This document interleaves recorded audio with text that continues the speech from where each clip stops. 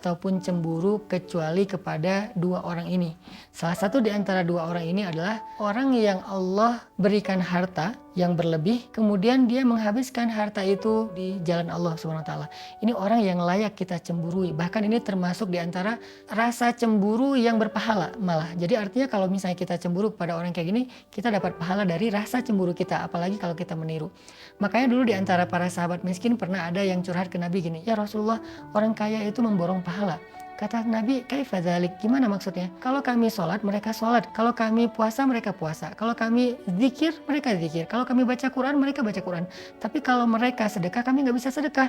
Sehingga mereka memborong pahala. Nabi tersenyum, artinya memang Nabi senang dengan kecemburuan ini. Artinya di antara kita tuh memang harus punya sifat cemburu kepada kebaikan. Bukan kepada kekayaannya, tetapi kepada sedekahnya. Untuk itu, saya pengen terus mengajak teman-teman sekalian, jamaah sekalian, yuk kita jadikan sedekah sebagai hobi kita, sebagai amal istiqomah kita sampai akhir hayat kita.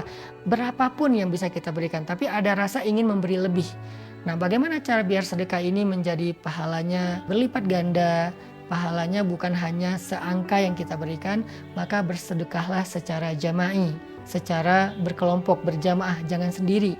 Kalau kita sedekah sendiri, misalnya kita punya uang, kita kasih kepada seseorang, lalu dia pakai makan, maka pahala kita sebesar yang kita berikan. Tapi kalau kita sedekah berjamaah dalam sebuah proyek, sehingga manfaatnya bisa lebih, maka pahala kita bukan seberapa yang kita berikan, tapi pahala kita seberapa besar manfaat dari total sedekah tersebut, karena dia diakumulasi.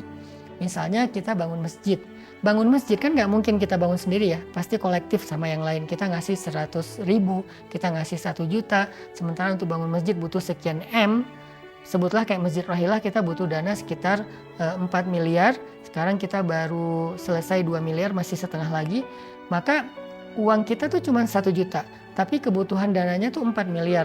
Ketika dikolektifkan mencapai angka 4 miliar, insya Allah 4 miliar itu akan menjadi sebuah masjid yang layak, masjid yang luas, masjid yang menampung 1.000 jamaah setiap hari, yang di dalamnya dipakai amal soleh mulai dari sholat, ibadah, Quran, ta'lim, ilmu, dakwah, dan banyak lagi kebaikan yang lain.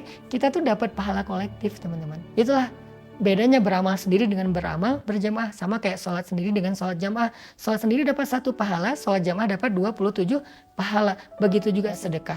Kalau kita sedekah sendiri, uang kita kasih kepada orang yang membutuhkan, baik.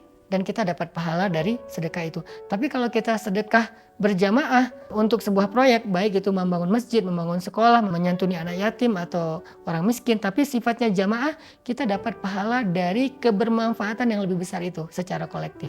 Maka ayo kita sama-sama terlibat dalam proyek langit membangun Masjid Rohilah atau Masjid Pemuda yang ada di pesantren. Semoga dengan sedekah kolektif kita akan mendapatkan akumulasi pahala yang besar dari setiap amal soleh yang dilakukan di Masjid Rohilah. Di Masjid Rohilah itu setiap awal bulan Hijriah kita mengadakan khatam Al-Quran 30 juz dalam sehari, dan juga doa-doa. Di akhir waktu khatam Al-Quran, kita mendoakan orang yang punya saham dalam membangun masjid, yang punya kontribusi dalam membangun masjid. Kita doakan orang-orang tua kita, guru-guru kita, dan kita mengharapkan yang terbaik dari pahala-pahala untuk